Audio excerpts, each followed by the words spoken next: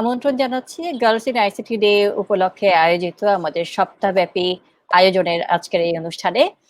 আপনারা জানেন যে এপ্রিলের 23 তারিখ ছিল গার্লস ইন আইসিটি ডে এবং বাংলাদেশ ওপেন সোর্স নেটওয়ার্ক প্রতি বছর এই গার্লস ইন আইসিটি ডে উপলক্ষে প্রায় মাসব্যাপী বিভিন্ন অনুষ্ঠানের আয়োজন করে। তো এই বছর যেহেতু আমরা প্যান্ডেমিক সময়ের মধ্যে আছি, তো স্বাভাবিকভাবেই আমাদের সকল আয়োজন এবছর অনলাইনে। আমরা সপ্তাহব্যাপী 20 থেকে 27 এপ্রিল আয়োজন করছি প্রতিদিন বেশ কয়েকটি সেশনের। তারই অংশ হিসেবে আমাদের আজকের এই সেশনটা মূলত বাংলাদেশি ফিমেল টেক লিডারদেরকে নিয়ে। আর আমাদের আজকের অনুষ্ঠানে আমাদের সাথে আছেন Shaila Rahman, head of technology transformation, Grameen phone limited. আছেন Rezwana Khan, CEO, star computers limited. সেই সাথে আছেন Syeda Nabila Mahbub, chief of marketing, পাঠাও।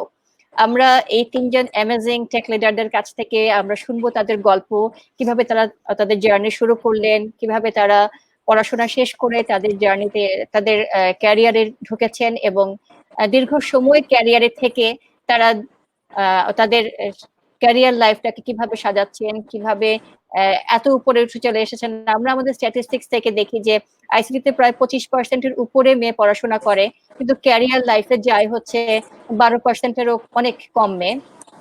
11 থেকে 12% মেয়ে তাদের পড়াশোনায় তাদের ক্যারিয়ার লাইফে যায়। আর যদি দেখি যে টপ পজিশনে আছেন ডিসিশন মেকিং এর জায়গাটায়, সেই জায়গাতে মেয়েদের অবস্থান 1%-এরও চেয়েও কম। কিন্তু আমরা খুবই সৌভাগ্যবান যে আমরা দেখছি যে আমাদের আজকে যে তিনজন আমাদের সাথে আছেন তারা তাদের যার যার কর্মক্ষেত্রে অসম্ভব ভালো করছেন। আমরা শুনবো তাদের সাফল্য গাথার কথা। তো আমি প্রথমেই একটুখানি আমন্ত্রণ জানাচ্ছি এক এক করে সবাইকে তাদের নিজেদের পরিচয় দেওয়ার জন্য, এবং তার আগে আমি আমার নিজের পরিচয়টা একটু দিয়ে নিচ্ছি। আমি লাফিফা জামাল, আমি অধ্যাপক, রোবোটিক্স এন্ড মেকাট্রনিক্স ইঞ্জিনিয়ারিং বিভাগ, ঢাকা বিশ্ববিদ্যালয়, এবং একই সাথে বাংলাদেশ ওপেন সোর্স নেটওয়ার্কের ভাইস প্রেসিডেন্ট হিসেবে দায়িত্ব পালন করছি। সেই সাথে আছে বাংলাদেশ উইমেন ইন টেকনোলজির প্রেসিডেন্ট হিসেবে। আমি এর সাথে আরেকটু যোগ করতে চাই যে আমাদের এই সপ্তাহব্যাপী আয়োজনের মধ্যে কো অর্গানাইজার হিসেবে আছেন বাংলাদেশ উইমেন ইন টেকনোলজি এবং ইন্টারনেট সোসাইটি বাংলাদেশ চ্যাপ্টার। তো আমি রেজওয়ানার কাছে যাই প্রথমে। রেজওয়ানা, একটু নিজের পরিচয় দিয়ে তোমার জার্নিটা যদি আমাদেরকে একটু বলো, এবং তারপর আমরা আরেক বাকিদের কাছে যাব। রামাদান মুবারক টু অল। আমি Rezwana Khan, CEO, star computer systems limited. Other than star computer systems limited, আমি কিছু স্টার্টআপসে ইনভেস্ট করি, এবং আমি বিডব্লিউআইটি বাংলাদেশ উমেন ইন টেকনোলজির সাথেও আছি। আমি secretary general Bangladesh women in টেকনোলজির, লাফিফা আপা যেখানে প্রেসিডেন্ট আর কি। সো একসাথে মিলে আমরা কাজ করছি, ট্রাই করছি মানে মেয়েদেরকে কিভাবে করে টেকের মধ্যে আনা যায় এবং মোর মানে ইন্সপায়ার করা যায় এবং কিভাবে করে সাস্টেইন করা যায় ইন্ডাস্ট্রিতে। সো আমি যদি বলি যে সাস্টেইনেবিলিটি যদি একটু ছোট করে বলি, একটা মেয়ের জার্নি এক তো হচ্ছে টেক লাইনে পড়াশোনা করে, যেটা আপা বলেন এখন 10 থেকে 12%। আমি যখন জয়েন করেছি ইন্ডাস্ট্রিতে তখন ছিল 2004। সো 2004-এ আসলে কম্পিউটার সায়েন্স থেকে পাশ করে আসা খুব কম মেয়েকে আমি দেখেছি ইন্ডাস্ট্রিতে ঢুকে। হ্যাঁ, সো হয়তোবা আমি বলতে পারি যে 2-3% বা 4% হয়তোবা তখন হয়তোবা কাজে ঢুকতো, বা অ্যাটলিস্ট টেকনোলজিতে যে কত পার্সেন্ট ঢুকতো আমি এখনো সেটিকে আমি বলতে পারবো না। সো খুবই এখন সেই অনুযায়ী করে যদি বলি, বাট তারপরে সেটা দীর্ঘ টাইমের পরেও দেখলাম মাত্র 10 থেকে 12%। সো আসলে বিডব্লিউআইটি এবং আমাদের মেইন কাজটা হচ্ছে যে আমরা চাচ্ছি ইন্সপায়ার করতে মেয়েদেরকে যে কিভাবে করে এই টেকনোলজির মাধ্যমে তাদের ক্যারিয়ারটাকে তারা আরো ভালো করতে পারে।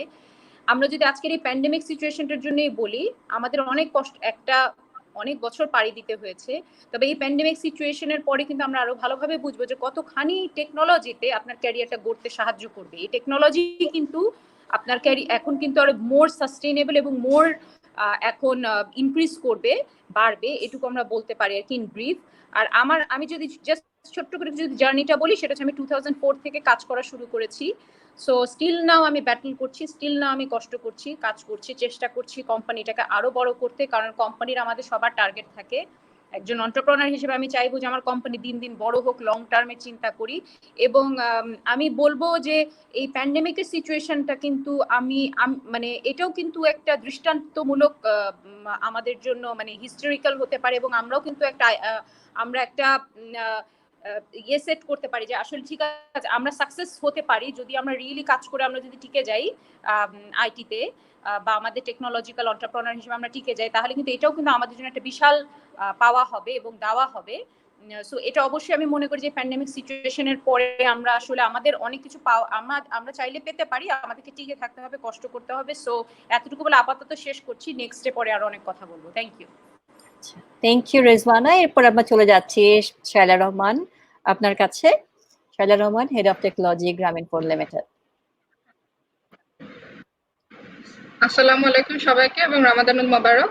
আমি শায়লা রহমান, আমি গ্রামীণ ফোনের টেকনোলজি ট্রান্সফরমেশন টিমটা লিড করছি। এখানে আমার basic responsibility technology strategy, transformation program এবং ভেন্ডর গভর্নেন্স। তো আমি যদি খুব ছোট্ট করে আমার জার্নিটা একটু শেয়ার করি, আমার জন্ম এবং বেড়ে ওঠা সবকিছুই রাজশাহীতে। রাজশাহী খুব ছোট্ট একটা শহর। সেখান থেকে আমি ট্রিপলিতে গ্রাজুয়েশন করি এবং করার পরে কিছুদিন পরে আসলে মাঝখানে আমার একটা গ্যাপ পড়ে এবং তারপরে আমি গ্রামীণ ফোনে জয়েন করি। গ্রামীণ ফোনে আমার অলমোস্ট 13 বছর আমি ক্রস করে গেছি এবং 10 বছরের বেশি আমি এখানে লিডারশিপ রোলে আছি। আমি যে জায়গাটা একটু আসলে বলতে চাই যে আইসিটি নিয়ে যেহেতু আজকে আমরা কথা বলবো, তো আমার জার্নিটা যদি আমি এর সাথে একটু রিলেট করি, আমার খুব ছোট থেকে যেই স্বপ্নটা আসলে ছিল যে আমি ট্রিপলিতে পড়বো, মানে ইঞ্জিনিয়ারিং পড়বো, নট লাইক দ্যাট যে ট্রিপলিতেই পড়বো। সো ওইখান থেকে আসলে আমার আগ্রহটা শুরু হয় এবং তারপরে আল্লাহর অশেষ রহমতে আমি গ্রাজুয়েশন ভালোভাবে শেষ করলাম, জবে ঢুকলাম, এর মাঝখানে বিয়েও হলো। তো তারপরে গ্রামীণ ফোনই আমার অলমোস্ট ফার্স্ট জব আমি বলতে পারি। এর আগে অল্প কিছুদিন 2 জায়গায় আমি কাজ করেছি। তো আমি আইসিটির রেসপেক্টে যেটা বলবো যে গ্রামীণ ফোন বা এই ধরনের কর্পোরেট অর্গানাইজেশন গুলোতে আইসিটিতে আসলে সম্ভাবনা অনেক বেশি এবং মেয়েদের জন্য এখানে আসলে মানে ছেলে মেয়ে আলাদা করার কোনো সুযোগ নাই। কারণ এখানে ওয়ার্কিং এনভায়রনমেন্ট, কাজের নেচার, টেকনোলজি যে রিনোভেশন গুলো হয়, সো এটা আসলে মেল ফিমেল সবার জন্যই সেম টাইপের অপরচুনিটি। স্পেসিফিক ভাবে হয়তো আমরা সামনের দিকে আপা আমি শিওর যে এই ধরনের আরো কিছু হয়তো কোয়েশ্চেন করবেন, আমরা জানতে চাইবো। বাট আমি যেহেতু গ্রামীণ ফোনে আছি, আমি রেসপেক্টেই যদি বলি যে আমাদের এখানে আসলে জার্নিটা আইসিটি অ্যাজ এ ওমেন খুব স্মুথ না। আমি ইন এ সেন্স বলবো যে আসলে এখানে আমি যেমন ভাবে বললাম যে মেল ফিমেল প্রত্যেকের জন্যই সেম, এখানে কিন্তু আসলে এফোর্টটাও সেম দিতে হয়। তো একটা ফিমেল হওয়ার পরে সিমিলার একটা এফোর্ট দেওয়া, কারণ স্টিল বাংলাদেশের কনটেক্সটে আমাদের কিন্তু মানে লাইফটা এরকম যে আমাদের ফ্যামিলি রেসপন্সিবিলিটিটা ফিমেলদের উপর অনেক বেশি। তারপরেও আসলে সেম ভাবে আমাকে যখন একটা মেলের সাথে আমি বলবো না যে কম্পিট করা, বাট সেম জায়গায় আগিয়ে নিয়ে যাওয়ার জন্য নিজেকে এফোর্ট দিতে হয়, সো তখন কিন্তু একটা ফিমেলের জন্য এফোর্টটা আসলে অনেক অনেক বেশি। তো ওই এফোর্টটা আমার কন্টিনিউ আছে। আর আরেকটা জিনিস যেটা আমি অবশ্যই অ্যাড করব যে এখানে আসলে আমাদের লাইফটা কন্টিনিউ করার জন্য, আমাদের ক্যারিয়ার জার্নিটা কন্টিনিউ করার জন্য 3টা জায়গা আমি খুব বেশি ফিল করি যে আমি মানে ফোকাস করার চেষ্টা করি। একটা আমার জন্য ফার্স্ট যেটা যে আসলে ফ্যামিলি সাপোর্ট। বাংলাদেশের কনটেক্সটে ফ্যামিলি সাপোর্ট না থাকলে আজকে ইভেন আমরা যে 4জন এখানে কানেক্ট আছে, আমি শিওর আমরা কেউ নিজের জায়গায় আসতে পারতাম না। তো ওই জিনিসটা আমি অ্যাটলিস্ট আল্লাহর রহমতে অশেষ ভাগ্যবান যে আমি এই জায়গাটায় খুব বেশি সাপোর্ট পাই। আমার মানে প্যারেন্টাল সাইড এবং ইনল সাইডে সবাই অলমোস্ট সার্ভিস হোল্ডার। তো ওই জায়গায় সাপোর্টটা অনেক বেশি। আমার অর্গানাইজেশন আমি যেখানে কাজ করি এই জায়গায় আসলে মেল ফিমেল আলাদা করার কোনো সুযোগ নাই। তো আমি যখন একটা ইকুয়াল অপরচুনিটি পাই, ইকুয়াল এনভায়রনমেন্ট পাই, আমার জন্য নিজেকে প্রুভ করাটা অনেক ইজি হয়। আর ফার্স্ট যে পয়েন্টটা আসলে খুব বেশি ইম্পর্টেন্ট যে নিজের এফোর্টটা দেওয়া, নিজের প্যাশনটা ধরে রাখা, নিজের ডেইলি নিজেকে চ্যালেঞ্জ করা, চ্যালেঞ্জিং জায়গায় ওই এনকারেজমেন্টটা ধরে রাখা। তো ওই জায়গাটায় আমি কন্টিনিউয়াস ট্রাই করছি এবং করে যাব ইনশাল্লাহ। তো এই সবকিছু মিলিয়ে আসলে আমার জার্নি, খুব সংক্ষেপে যদি বলি আপা। Thank you. আমি একটু আপনার সাথে যোগ করি যে আপনি যেটা বলছিলেন যে মেল ফিমেলদেরকে আলাদা করে দেখার কোনো সুযোগ নাই। হ্যাঁ, এটা কিন্তু মানে আপনি যে প্রফেশনেই থাকেন না কেন প্রত্যেকটা প্রফেশনের ক্ষেত্রেই কিন্তু এই কথাটা সত্যি। এবং আমরা যে এই যে বলছি যে ডিসিশন মেকিং রোলে যে আমরা 1%-এরও কম ফিমেল পাচ্ছি, মূল কারণ কিন্তু এটাই। কারণ যখন আপনি সেই সমান এফোর্টটা দিতে পারবেন না তখনই কিন্তু পিছিয়ে পড়বেন। পিছিয়ে পড়ার মূল যেটা যে বলছেন ফ্যামিলি সাপোর্ট হয়তো অনেক সময় পাওয়া যায় না, সোশ্যাল ইকোনমিক কিছু ব্যারিয়ার থাকে। সবকিছু মিলিয়ে আহ, যখনই আবার মানে অন্যভাবে নেয়ার কোনো সুযোগ নাই, কিন্তু আমাদের মানে এক্সপেরিয়েন্সও বলে যে অনেক সময় কিন্তু আমরা নিজেরাও অনেকেই মেয়ে হিসাবে একটু আলাদা ফেভার নেয়ার চেষ্টা করি বা একটু যে সুযোগ নিতে যাই। হ্যাঁ, তখনও কিন্তু দেখা যায় যে আমরা কিন্তু পিছিয়ে পড়ি। পিছিয়ে পড়ার কারণ কিন্তু অনেকগুলো আছে। আমরা জানি যে আজকে আমরা যখন কথা বলবো পিছিয়ে পড়ার কিছু কারণ বের হয়ে আসবে, সেই পিছিয়ে পড়া থেকে আমরা কিভাবে সামনের দিকে যাব সেরকম কিছু দিক নির্দেশনা বের হয়ে আসবে। তার আগে আমরা একটু চলে যাচ্ছি সাইদা নাবিলা মাহবুবের কাছে। নাবিলা, আপনার জার্নিটা একটু শুনতে চাচ্ছি। থ্যাংক ইউ লাফিফা আপা। আসসালামু আলাইকুম অ্যান্ড রমাদান মুবারক সবাইকে। প্রথমে ধন্যবাদ আমাকে এখানে ইনভাইট করার জন্য আর প্ল্যাটফর্মটা দেওয়ার জন্য, কথা যেন আমি আমার এক্সপিরিয়েন্সটা শেয়ার করতে পারি, that to with such great ladies in leadership position. Shaila আপা আছেন, রেজওয়ানা আপা আছেন। আমি ঠিক আইসিটিতে কখনো পড়ালেখা করিনি, সবসময় মার্কেটিং নিয়েই পড়ালেখা ছিল আমার। আর আমার মনে হয় আমি মার্কেটিংটাই সবসময় পছন্দ করে এসেছি, কারণ সেলস ব্যাপারটা আমাকে খুব ইন্ট্রিগ করে। I love selling things. এটা সবসময় একটা জিনিস ছিল যে কাউকে বোঝানো যে এইটা কিনো, এটার ভেতরে যে মজাটা, এটা আই লাভ ডুইং দ্যাট। আমার ক্যারিয়ার আগে আমি বেসিক্যালি আমি ছোটবেলা থেকে বড় হয়েছি in a very strong female household. আমরা ৩ বোন, আমার মা, আমার বাবা একজনই মাত্র পুরুষ, এন্ড মোটামুটি আম্মু যা বলে তাই হয় বাসায়। আর আমি মেজো, আমার ২ বোনই extremely strong in their own fields. আমার বড় বোন she is a school teacher, আমার ছোট বোন মাত্র পড়ালেখা শেষ করলো এবং বাইরে পড়ালেখা করছেন, তাও স্কলারশিপে পড়েছেন। So I have been, and আম্মু হাউসওয়াইফ ছিল, কিন্তু হাউসওয়াইফের সাথে থাকা সত্ত্বেও তার নিজের একটা বুটিক থাকা, সে নিজে সবসময় কিছু একটা করে আসে। তো আমি সবসময় সেটা দেখেই বড় হয়েছে যে ফিমেল লিডারশিপটা আসলে ফ্যামিলি থেকে শুরু করে বাইরে পর্যন্ত কিভাবে যেতে পারে। অ্যান্ড ফুল ফ্যামিলিতে আমার দাদু অত্যন্ত দাপটের মহিলা ছিল, and always have seen her এক হাতে কিভাবে ফুল ফ্যামিলিটাকে এক জায়গায় রাখা। So it's not just in আমি বলবো ওয়ার্ক লাইফ, বাট পার্সোনাল লাইফেও বাসাতে একটা মেয়ের, সেটা হাউসওয়াইফ হোক বা মম, একটা মা হোক, বা যে রোলটাই সে প্লে করছে, সে কিন্তু অনেক ইম্পর্টেন্ট একটা রোল প্লে করছে, বিকজ সে কনস্ট্যান্টলি একটা টিচারের রোল প্লে করে যাচ্ছে। তাকে দেখে কিন্তু পুরো বাসার কালচারটা, নর্মটা সবসময় সেট হয়ে থাকে। So I have been very blessed, আমি এরকম একটা স্ট্রং হাউসহোল্ড পেয়েছি। ইউনিভার্সিটি, আর আমি ব্র্যাক ইউনিভার্সিটিতে পড়ি, আর ইউনিভার্সিটিতে থাকাকালীন আমি আমার চাকরির জীবনটা শুরু করি। আমি বিভিন্ন ধরনের সেলস এর কাছে যুক্ত ছিলাম। আমি ওয়ার্ল্ড কাপ যখন হয় তখন ওয়ার্ল্ড কাপ, আই রিমেম্বার আমি ভিআইপি জোনে আমি সেলস করতাম, গিয়ে টি শার্ট, ক্যাপস, এগুলো আমি অনেক অনেক সেল করেছি। এন্ড ওখান থেকে এই ভালোবাসাটা আমার। ইউনিভার্সিটি থেকে আমি স্কলারশিপ পেয়েছি। আমি 1 বছরের জন্য আমি পোল্যান্ডে ফুল 100% স্কলারশিপ, ইউনিভার্সিটি অফ ওয়ার্সো থেকে আমি এক্সচেঞ্জ স্কলারশিপ পড়ে এসেছি। তারপরে back to Bangladesh, I start my career, and এখন আমি পাঠাওয়ে আছি director of marketing and public relations হিসাবে। আমার ক্যারিয়ার এই 8-9 বছর ক্যারিয়ারে I had to put in a lot of effort, in the sense it's not a competition with a man or a woman. The competition is with yourself constantly. নিজেকে prove করা, নিজেকে constantly সামনে আনা, নিজেকে challenge করা। আপনি আপনার স্বপ্নের সবচেয়ে বড় কম্পিটিশন। আমি যেটা 3 বছর আগে করেছি, ওখান থেকে আমি আরো বেটার কিভাবে করতে পারবো, আই থিঙ্ক এটাই আমাকে সবসময় ড্রাইভ করেছে। ফ্যামিলিকে সাপোর্ট কিভাবে আরো করতে পারবেন, ওই মোটিভেশনটা আসলে থাকতে হয় নিজের মধ্যে। যেটা বললাম, ইউনিভার্সিটি থেকে আমি এ লেভেলস থেকে আমি আর্ন করা শুরু করি এবং আমার নিজের পড়ালেখার খরচ নিজে চালিয়েছি। যদিও আমি এইটা কেন, আব্বু আম্মুকে হেল্প করার জন্য, নিজেকে একটা ওই জায়গাটায় নিয়ে আসার জন্য যে আই ক্যান। সো আমার মনে হয় এনিওয়ান যার মধ্যে এটা আছে যে আমি করতে পারবো, এই ব্যাপারটা যার মধ্যে আছে, সে যদি কনস্ট্যান্টলি ফাইট করতে চায়, নিজেকে প্রুভ করতে চায়, নো ম্যাটার সে মেল বা ফিমেল, অপরচুনিটিস কনস্ট্যান্টলি থাকে, প্রত্যেকটা জায়গায় থাকে, প্রত্যেকটা এরিয়াতে থাকে। যখনই বলবো যে না আর পারছি না, সেটাই that is the end of every individual. আমার মনে হয়, আমি এখন পাঠাওয়ে আছি, গ্রামে শায়লা আপু বা রেজওয়ানা আপু বা লাফিফা আপু, আপনারা যারা যেখানে আছেন, কখনো কিন্তু বলতে পারবেন না যে অপরচুনিটি নেই। সবাই বলে না ভালো চাকরি পাচ্ছি না। আমার মনে হয় অপরচুনিটি থাকে, প্রচুর চাকরি অ্যাভেলেবল থাকে, বাট তোমার তো ওখানে নিজেকে প্রুভ করতে হবে। একটা প্রপার ইন্টারভিউ কিভাবে দিতে হবে, সিভিটা কিভাবে প্রিপেয়ার করতে হবে, কিভাবে সামনে এসে একটা ইন্টারভিউতে কথা বলতে হবে, ওই প্রিপারেশনটা আই সি দ্যাট যে এটা অনেক জায়গায় কম হয়ে যায়।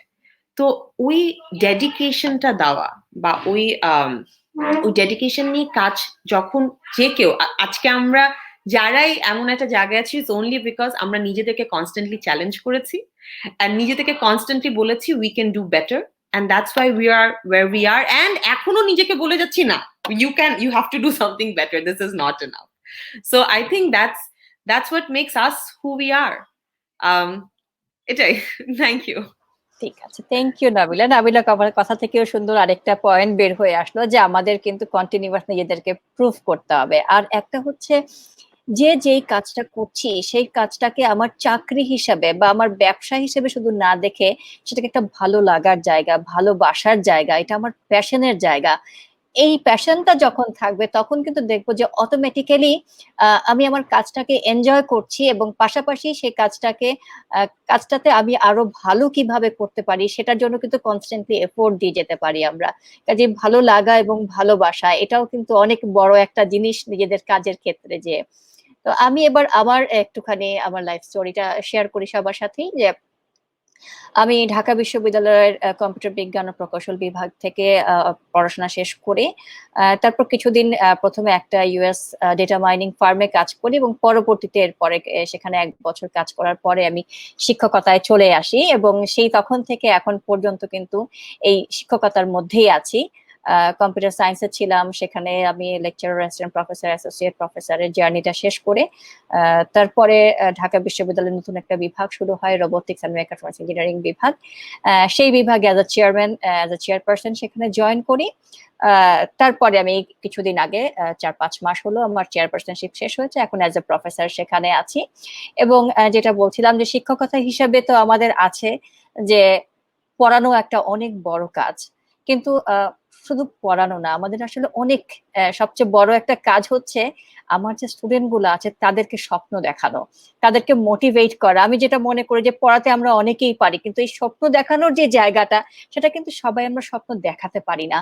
কাজেই আমার মনে হয় যে আমার অনেক বড় একটা চ্যালেঞ্জ হচ্ছে এটা, যে আমার স্টুডেন্টদেরকে পরবর্তীতে তাদের ক্যারিয়ার লাইফের জন্য প্রস্তুত করার পাশাপাশি তাদেরকে এই স্বপ্ন দেখার জায়গাটাতে নিয়ে আসা এবং তাদের মধ্যে একটা প্যাশনকে ডেভেলপ করা। যে হ্যাঁ, আমরাও পারবো, সবাই আমরা কিন্তু চেষ্টা করলেই পারি, কিন্তু সেই এফোর্টটা আমাদেরকে দিতে হবে, তার জন্য নিজেদেরকে প্রস্তুত করতে হবে। আর এখনকার যুগে যে খালি আমি বকিশ ভাবে বা খালি পড়াশোনা করব, সেখান থেকে ভালো রেজাল্ট করে আমি খুব ভালো একটা জায়গায় চলে যাব, সেই দিন কিন্তু এখন আর নেই। যে আমাকে কিন্তু পড়াশোনার পাশাপাশি আরো অনেক স্কিল ডেভেলপ করতে হয়, কন্টিনিউয়াস আমাদেরকে কিছু সফট স্কিল থাকে, সেই সফট স্কিল গুলাকে ডেভেলপ করতে হয় এবং সেই সফট স্কিল গুলা ডেভেলপ করার জন্য কিন্তু আমাকে কাজ করতে হয়। এবং আমি সবসময় আমার স্টুডেন্টদেরকে বলি যে হ্যাঁ, অন্তত তোমার নিজের পড়াশোনার বাইরে একটা স্কিল, যেখানে হ্যাঁ আমি মানে একটা হচ্ছে jack of all trades master of none, তা না, একটা স্কিলে আমাকে কিন্তু অ্যাটলিস্ট মাস্টার হতে হবে, যেটা আমাকে কিন্তু পরবর্তীতে আমার ক্যারিয়ারে পার্সিউ করতে সাহায্য করবে। ঠিক আছে? আর এখনকার যুগ, এই যে আমরা আজকে অনলাইনে বসে গল্প করছি, কথা বলছি, যদিও আমরা প্যান্ডেমিকের কারণে হয়তো অনলাইনে গেছি, বাট এই যে আইসিটির এই যে সময়টা, এটা কিন্তু আইসিটির আশীর্বাদ যে আমরা এখন কিন্তু দেখতে পাচ্ছি যে আহ, সবকিছু, অনেক কিছু থেমে থাকলেও এই আইসিটির কল্যাণে কিন্তু আবার আমরা থেমে থাকতেও দিচ্ছি না। সেটা আমরা আইসিটির কল্যাণে অনেক কাজ করে যাচ্ছি। কাজেই এখন কিন্তু আমাদের প্রস্তুত করতে হবে যে হ্যাঁ, এটা অনেক বড় একটা সুযোগ। এই সময়টাতে আমরা কিন্তু দেখতে পাচ্ছি যে আইসিটির কল্যাণে আমরা আরো অনেক কিছু করে ফেলতে পারি। সেই জন্য আমাদের নিজেদেরকে প্রস্তুত করতে হবে এবং শুধু এখনকার এই প্যান্ডেমিক সময়টা না, পরবর্তীতে আমরা এই আইসিটি কে ব্যবহার করে আমরা আরো কিভাবে আমাদের লাইফে আরো ভালো আহ, কিছু অ্যাড করতে পারি, আমাদের ক্যারিয়ার স্কিলটাকে বিল্ড আপ করতে পারি, বিভিন্ন কাজগুলা করতে পারি। সেই কাজগুলোতে হয়তো আমরা আগে অফলাইনে করতাম, কিন্তু এখন দেখা যাচ্ছে যে অনলাইনে আমরা অনেক কিছু করে ফেলতে পারছি যেটা হয়তো আমরা আগে জানতামও না। আমি আমার দেখি যে আমার মাও এখন অনলাইনে বসে অনেক কিছু করে ফেলতে পারছেন যেটা হয়তো তিনি আগে চিন্তাও করতে পারতেন না, যে এই কাজটা অনলাইনে করবেন, তো বাজারটাও করে ফেলতে পারছেন অনলাইনে বসে। কাজে এখন কিন্তু আমাদের আইসিটিতে এক্সপ্লোর করা অনেক সুযোগ আছে। আর পাশাপাশি আরেকটা জিনিস, যে আমরা কিন্তু এখন ওয়ার্ক ফ্রম হোমটা শুরু করেছি। যে আমরা জানি দেশের বাইরে অনেক আগে থেকেই ওয়ার্ক ফ্রম হোম, হয়তো আমি 100% ওয়ার্ক ফ্রম হোম করছি না, কিন্তু মাঝে মাঝে ওয়ার্ক ফ্রম হোমের সুযোগ ছিল, যেটা আমাদের দেশে সেইভাবে এখনো ওই কালচারটা গড়ে ওঠেনি। মেয়েদের ক্ষেত্রে কিন্তু অনেক বড় একটা সুযোগ এখন আসবে, যে কোন কাজগুলোতে আসলে বাসায় বসে থেকেও করতে পারি। আমরা জানি যে অনেক সময় ফ্যামিলি সাপোর্ট না থাকলে বাড়ির বাইরে যে কাজ করা মুশকিল হয়, যদি সেই ফ্যামিলি সাপোর্টটা না থাকে তাহলে আমি বাসায় বসে কিভাবে কাজ করতে পারি, সেটার অনেক বড় একটা এক্সপেরিয়েন্স করার টাইম আমাদের এখন যাচ্ছে এবং এখান থেকে আমরা কিন্তু পিক করে ফেলতে পারি যে আমাদের কোন স্কিলটাকে ডেভেলপ করতে হবে। আচ্ছা, আমরা আমাদের আবার আমাদের যে প্যানেলিস্ট আছেন তাদের কাছে ফেরত যাই। আমি একটু আবার রেজওয়ানার কাছে যাচ্ছি, যে রেজওয়ানা প্রায় 16 বছরের জার্নি অ্যাজ এ এন্টারপ্রেনার, সেই জার্নিটার মধ্যে কি কি বাধা ছিল সেটা অ্যাজ এ এন্টারপ্রেনার, এবং আরেকটা হচ্ছে অ্যাজ এ ফিমেল এন্টারপ্রেনার যে স্পেশালি কোনো বাধাকে পড়তে হয়েছে কিনা, এবং যদি সেই বাধাটা আসে আমরা সেটাকে কিভাবে তুমি ওভারকাম করেছো। First of all thank you Lafifa আপা। আসলে আমি প্রথমেই যেটা বললাম, যেটা নাবিলা বললো আমাদেরকে, যে নিজেকে সবসময় মোটিভেট রাখতে হবে। সো আমি যখনই বিজনেস শুরু করেছি 2004 থেকে আমি জয়েন করলাম, তখন থেকে আসলে প্রথমেই যেটা চিন্তা করেছি সেটা হচ্ছে আমার যতই বাধা আসুক না কেন ওটা মাথায় নিয়ে আমার আগাতে হয়েছে। যে আমি এক তো হচ্ছে আমি ডেফিনেটলি মেয়ে, একটা বিজনেসে আসাটা নিয়েও অনেক কোয়েশ্চেন ছিল, যদিও আমার কোম্পানিটা আমার বাবার কোম্পানি, সেখানেও কিন্তু প্রথমে আমি একটু বাধা সম্মুখীন যে হইনি তা না। যেমন আমাদের বাসার বা ফ্যামিলির ধরেন যারা বয়স্ক মেম্বার আছেন তারা বলেছেন যে মেয়ে কেন ব্যবসায় আসবে, আসলেও এখন কেন, তোমার না হলে মেয়েকে ঢুকাতে হবে, ভালো কথা, তোমার এখন কাউকে লাগবে, কিন্তু কেন এখনই ঢুকাতে হবে, আগে তার বিয়ে হোক, আরো অনেক প্রশ্ন। তা আমার আব্বা এগুলাতে শুনেও নি, এবং আমি অনেক কিছু প্রশ্নের সম্মুখীন হয়েছি, বাট আমি আমার মতন করে কাজ করে গেছি। সো প্রথমে যেটা করতে হচ্ছে সেটা হচ্ছে নিজেকে মোটিভেট করা। এবং প্রথমেই যখন এন্টারপ্রেনারের জার্নি শুরু করলাম, আমি তো কম্পিউটার সায়েন্সে পড়াশোনা করে এসেছি। সো প্রথমে যেটা প্রবলেমে পড়েছি সেটা হচ্ছে আসলে সত্যি কথা বলতে সেটা হচ্ছে যে ম্যানেজমেন্ট কিভাবে করতে হবে, বা এই যে সেলস মার্কেটিং অ্যান্ড আদার যে বিজনেস, তো শুধু যে আমি টেকনোলজি জানি, আমি হয়তো বা ভালো প্রোগ্রামার হতে পারবো, ভালো হয়তো বা অন্য কোনো কিছু করতে পারবো, কিন্তু আসলে এন্টারপ্রেনার হতে গেলে যে একটা বিজনেসের যে স্কিলগুলি থাকতে হয় বা এই নলেজগুলো কিন্তু আমাকে গ্যাদার করতে হয়েছে। এক হচ্ছে এক্সপেরিয়েন্স দিয়ে, দুই হচ্ছে আমাকে কিন্তু আমার এন্টারপ্রেনারিয়াল জার্নিতে কিন্তু আমার সবসময় কোনো না কোনো পড়াশোনা আমি করেছি। হয়তো বা একটা অ্যাডভান্স ম্যানেজমেন্ট প্রোগ্রাম করলাম বাইরে থেকে, সেটা আমি হংকং ইউনিভার্সিটি থেকে করে এসেছি, তারপর অস্ট্রেলিয়া থেকে একটা ফেলোশিপ নিয়ে এসেছি, আর রেগুলার আমি দেখা গেছে ট্রেনিং নিতাম নিজে নিজেই। হ্যাঁ, এবং সেটা টেকনিক্যাল ট্রেনিংও নিয়েছি, আবার ম্যানেজমেন্ট বা মার্কেটিং ট্রেনিং নিয়েছি।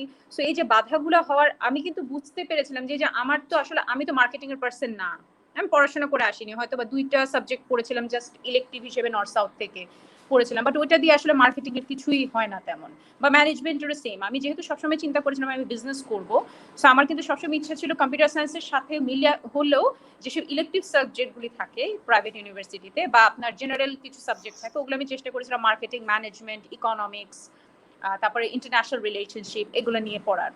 হাউএভার ওগুলা তো আর ইনাফ না। সো সব থেকে বড় জিনিসটা হচ্ছে যে এই যে প্রবলেমগুলো আমি আগে যখন আইডেন্টিফাই করতে পেরেছি, তখন আমার নিজেকে এগুলাকে ঠিক করতে হয়েছে। যেটা আমি যদি বলি আমার মানে কাজ করার জন্যই আমার শিখতে হয়েছে বা করতে হয়েছে। আর দ্বিতীয়ত হচ্ছে যে এন্টারপ্রেনিউরিয়াল আসলে জার্নিটা তো আসলে প্রথমে অনেক, যেমন আপনার যখন শুরু হয়েছে তখন প্রপার প্রোডাক্ট, মানে একটা প্রোডাক্টকে আগে ডেভেলপ করা, তারপর আদৌ সে প্রোডাক্ট রাইট কিনা, মানে টাইম এবং রাইট মার্কেটের জন্য হচ্ছে কিনা সেটা দেখা, বা সার্ভিসটাকে শুরু করা, নিজের কোম্পানিকে একটা সাস্টেইনেবল ইনকামে নিয়ে আসা, মানে প্রত্যেক মাসে যেন এটা জেনারেট হয় একটা ইনকাম, সেটার ব্যবস্থা করা। সো এন্টারপ্রেনারিয়াল জার্নি অনেক, এবং এখনো সেটা আছে, এটা বিদ্যমান, এবং কোম্পানি যত বড় হচ্ছে চ্যালেঞ্জ কিন্তু তত বড় হচ্ছে। এবং এই প্যান্ডেমিক সিচুয়েশনে তো মানে এটা আসলে বেসিক্যালি এখন আমরা যত বেশি মাথা ঠান্ডা রেখে প্ল্যান মাফিক কাজ করতে পারবো ততই বেশি আমাদের কাজ দিবে। সো চ্যালেঞ্জের কিন্তু এন্টারপ্রেনারদের শেষ নাই, প্রথম থেকে শেষ দিন পর্যন্ত। তখন মনে হয়েছিল বোধহয় যে এইটা হয়ে গেলেই বোধহয় শেষ হয়ে যাবে, এখন থেকে আমি মোটামুটি সেটেল। আসলে সেটা না, কারণ কোম্পানি যখন বড় হয় আপনার এমপ্লয়ি বেশি বাড়ে, আপনার অপরচুনিটি তত বেশি আসে, তখন আপনার ইনভেস্টমেন্ট আবার করতে হয়, আপনার কাজ যত বেশি বাড়বে আপনার রেসপন্সিবিলিটি তত বাড়বে, আপনার কোম্পানি যত বেশি বড় হবে তার গুড নেম বজায় রাখার জন্য আপনার সবসময় কোয়ালিটি মেনটেন করতে হয়। সো সেখানে সবকিছু খুব ইম্পর্টেন্ট। সো এটা একটা এন্টারপ্রেনারদের একটা কন্টিনিউয়াস চ্যালেঞ্জ বলতে পারবো, but continuous challenge is always opportunity আমাদের জন্য। সো এটা আমরা মনে করি।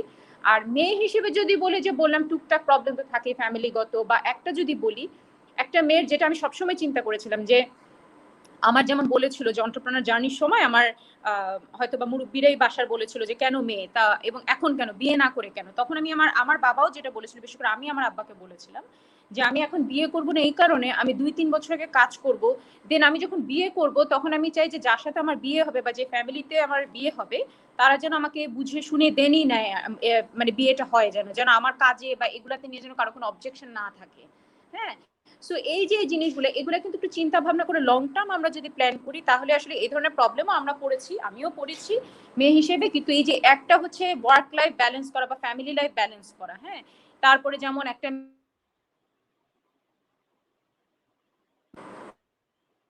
হ্যালো,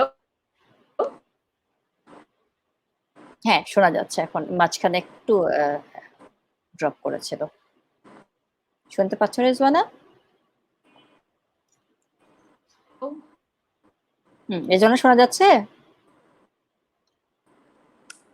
হ্যালো, এখন শোনা যাচ্ছে রেজওয়ানা? হ্যালো, হ্যালো, হ্যাঁ, রেজওয়ানা শোনা যাচ্ছে? হ্যালো,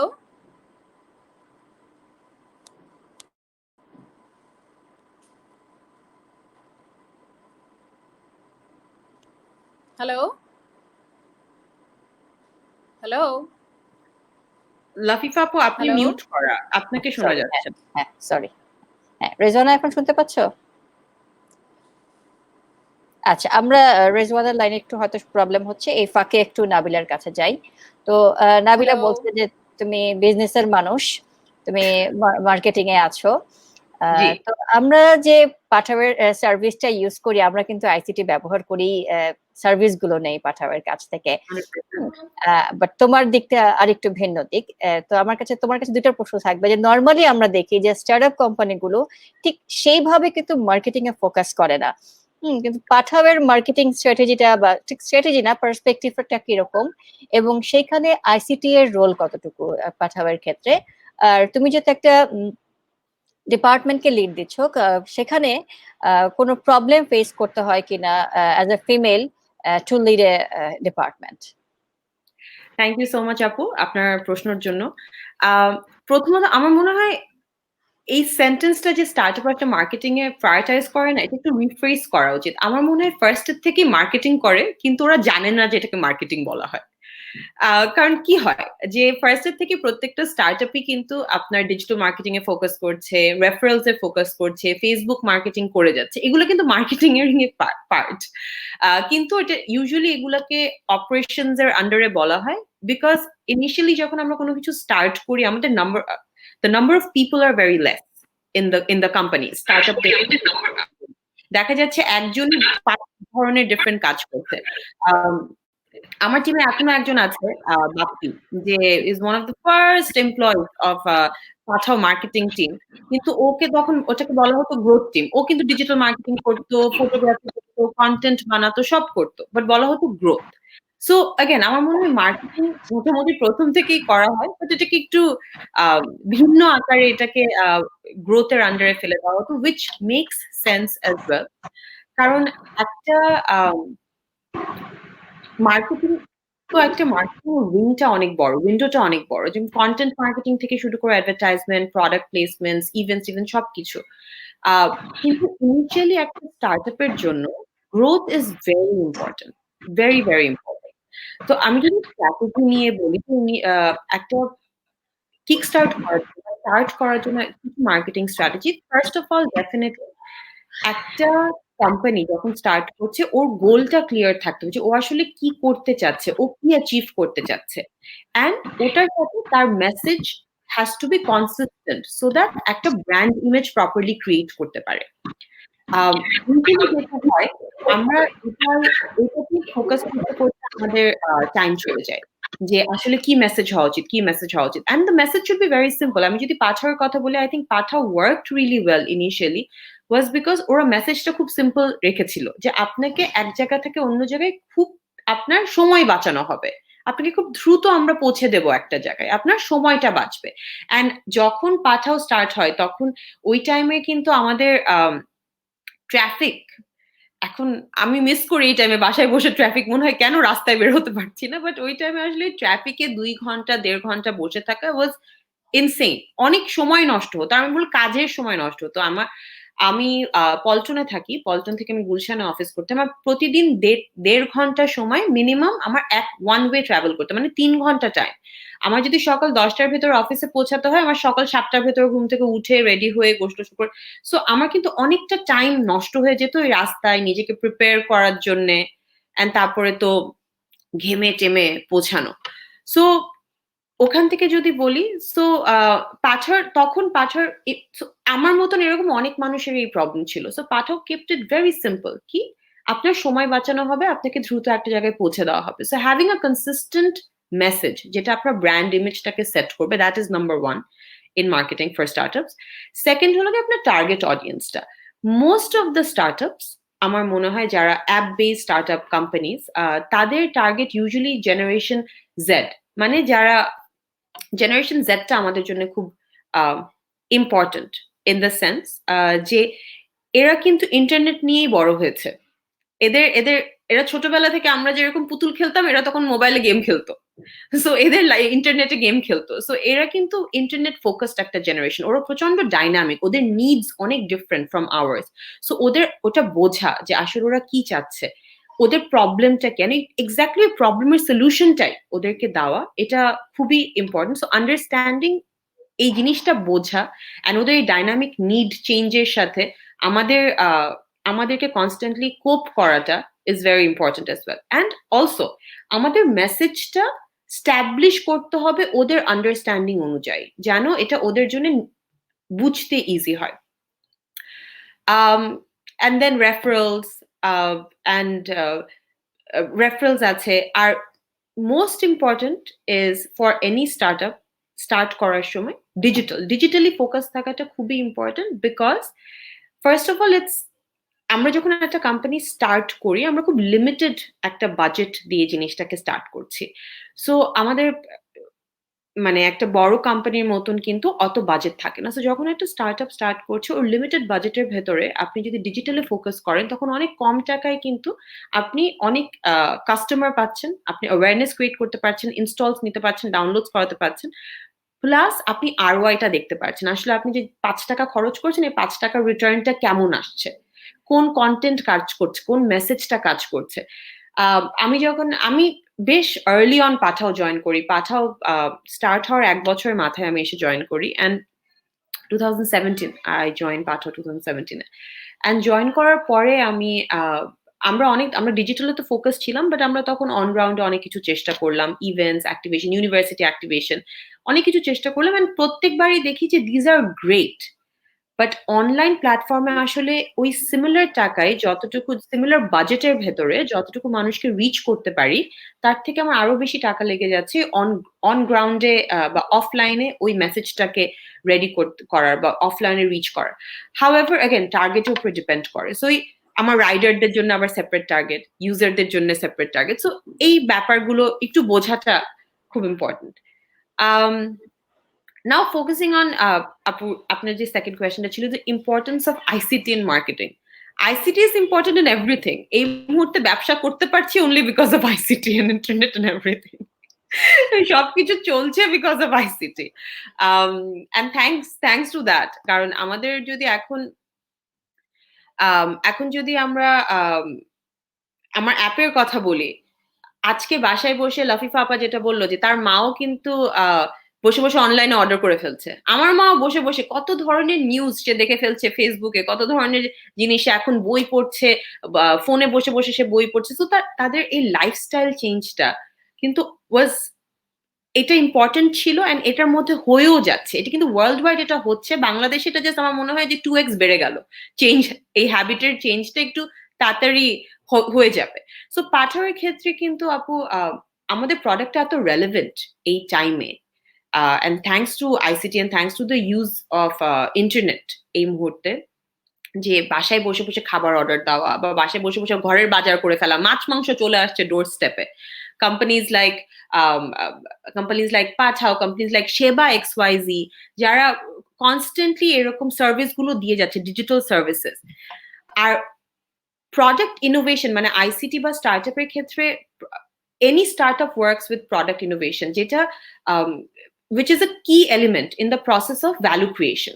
So আর আমাদের কাস্টমাররা কিন্তু চাই কি ভ্যালু, একটা নতুন কোম্পানি কি ভ্যালু অ্যাড করছে। সো প্রোডাক্ট ইনোভেশন যখন আমি বলি, তখন তো ICT is just integrated in it, মানে it's like a two puzzles put in together to solve the problem. ICT constantly আমাদেরকে হেল্প করে যাচ্ছে, স্পেশালি নিউ প্রোডাক্ট ডেভেলপমেন্ট প্রসেসে। আর আরো বেশি আইসিটি থেকে যে আমরা নলেজ গুলো পাচ্ছি, এই নলেজ গুলো এই কনস্ট্যান্টলি আমরা আইসিটি ইউজ করে নলেজ গ্যাদার করছি, যেটা আমাদের বিজনেস স্ট্র্যাটেজিতেই কিন্তু আবার ইউজ করা হচ্ছে। কনস্ট্যান্টলি আমরা চেঞ্জ করছি। And I think Rizwan Apu as an entrepreneur and Shaila Apu as a head, they'll agree with me যে আমাদের কিন্তু ইন্টারনেটের মাধ্যমে বা বিভিন্ন ধরনের we're learning so much, we're gathering so much knowledge every day, and we are using it and interpreting it in our own businesses and trying to see how it interprets with other people. আমরা কিন্তু trial and error, প্রত্যেকটা company কিন্তু, thanks to ICT যে সাহসটা আছে। আগে কিন্তু আমাদের আগের যে বড় বড় কোম্পানিগুলো, আমাদের overhead charge cost were very high. All factories, বিভিন্ন ধরনের ফ্যাক্টরি বলি আমরা, বা বিভিন্ন ধরনের আমাদের overhead expenses were very high. সেই ক্ষেত্রে একটা স্টার্টআপ কিন্তু একটা গ্যারেজে শুরু হচ্ছে, ইন্টারনেটের মাধ্যমে একটা অ্যাপ রেডি করছে, মানুষের কাছে পৌঁছাচ্ছে, অ্যান্ড এই কারণে না এই কারণে failure is easier to accept আমার মনে হয়, যে কারণ ঠিক আছে হবে, and that is okay. Failure is okay. It helps us to greater successes later. So I think in all of the things that I'm seeing, ICT plays a very vital role. It helped us to be more courageous in many ways. I guess, yeah, that's it. ঠিক আছে, thank you.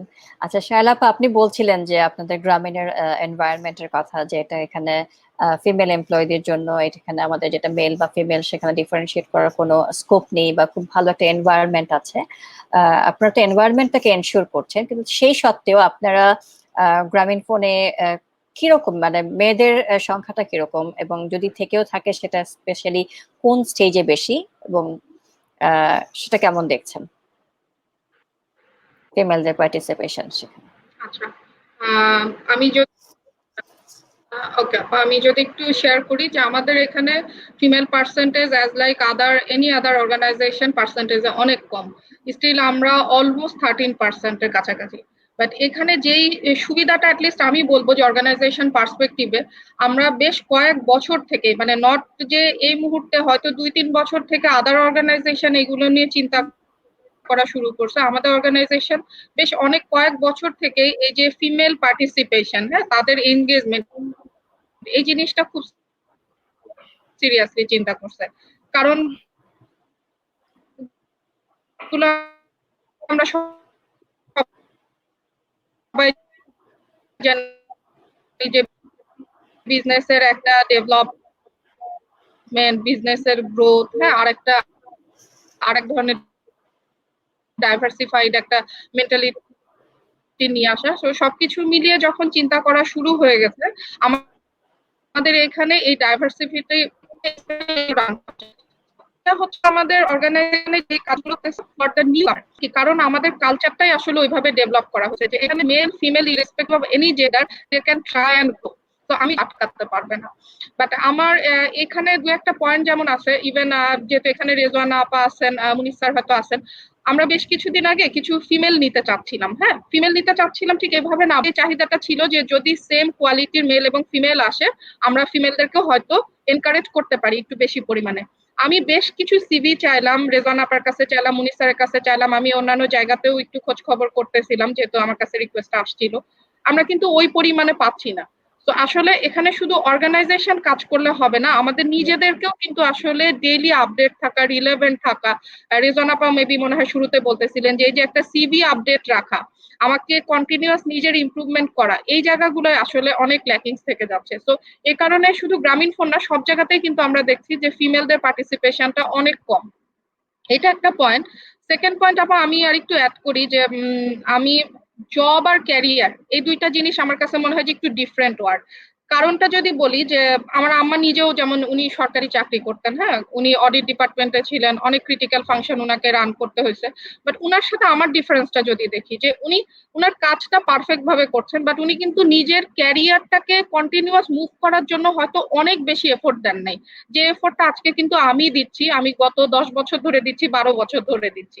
তো এই effort গুলো যখন আমরা দিব as a male as a female, তখন কিন্তু আসলে আমাদের ক্যারিয়ার প্রগ্রেশনটা হবে। সো এখানে শুধু অর্গানাইজেশন কি কিছু করতে পারবে না। অর্গানাইজেশন যেটা করতে পারবে যে আমি যদি ওই এফোর্টটা দিই তখন কিন্তু আমাকে মেল ফিমেল হিসেবে ডিটারমাইন না করে আমাকে অ্যাজ এ বেস্ট এমপ্লয়ি হিসেবে তারা আগিয়ে নেওয়ার জন্য সাপোর্ট দিবে। সো এই পয়েন্টে আমরা অ্যাটলিস্ট গ্রামীণ ফোনে যারা কাজ করতেছি সেই জায়গাটা অনেক লাকি।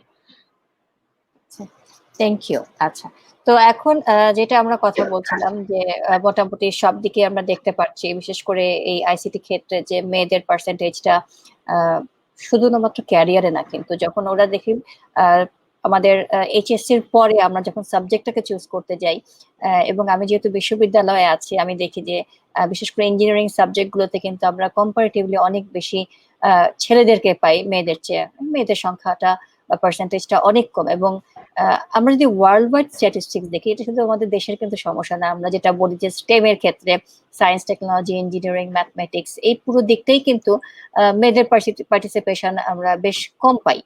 তারপর না আমরা ক্যারিয়ারের দিকে যাব, আমরা তো শুরুটাই করছি যে অনেক কম সংখ্যক মেয়ে, তারপরে আবার ঝরে পড়ার একটা দিক থাকে।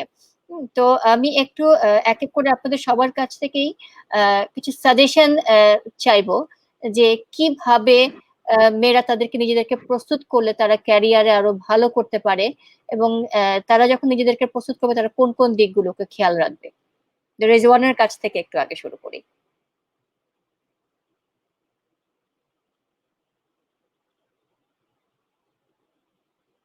রেজওয়ানের মনে মিউট হয়ে আছে।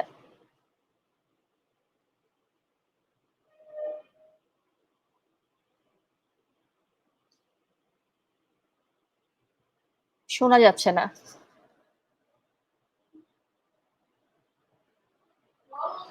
আচ্ছা, আমরা একটু তাহলে নাবিলার কাছ থেকে শুনি যে কি সাজেশন হতে পারে নিজের এক্সপেরিয়েন্স থেকে, যদি আমরা সেটা শেয়ার করতে চাই। থ্যাংক ইউ আপু। আমি লাস্ট টাইম একটা ছোট্ট পার্ট মিস করে গিয়েছিলাম। I just start with that. আপনি জিজ্ঞেস করেছিলেন leader as a leader in Pathao আমি if there is any challenges I faced. আমার মনে হয় আপু ওখান থেকেই ব্যাপারটা টানি। আমি যখন আমার চাকরি যখন স্টার্ট করি, I started as an empty in MGH, and ওখান থেকেই লাস্ট 8 বছর যে আমার জার্নিটাই, পুরো জার্নিটাতে আমি বলবো যে বিভিন্ন জায়গায় বিভিন্নভাবে চ্যালেঞ্জেস ফেস করতে হয়, স্পেশালি যখন একটা নতুন কোম্পানিতে যান। এটা be it a male or a female, but মেয়েদের জন্য আই থিঙ্ক একটু বেশি women in leadership can be a little intimidating to a lot of people. So অনেক সময় দেখা গিয়েছে, specially in my previous jobs, যে